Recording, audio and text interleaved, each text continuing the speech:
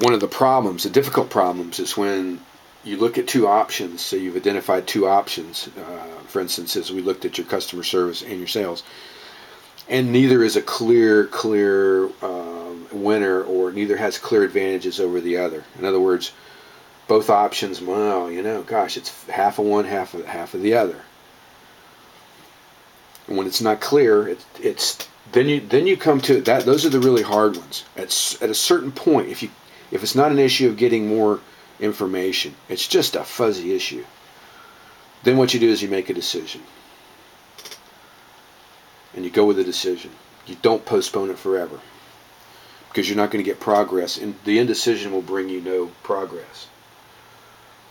So you choose the option, you make the decision, and then you execute and implement it.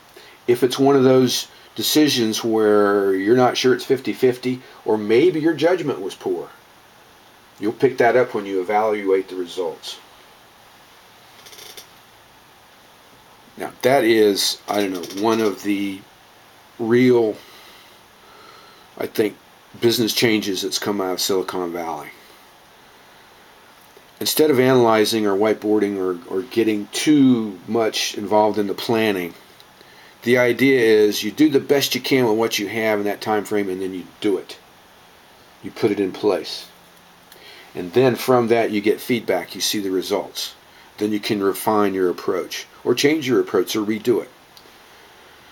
Because so often what will happen is if you plan and plan, then you implement it and it doesn't work, then what? Then you've wasted all that time on a plan that's not doable, it's not workable.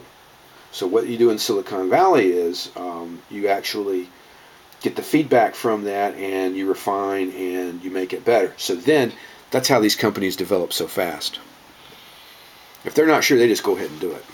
Now, I'm not saying you do that in management all the time.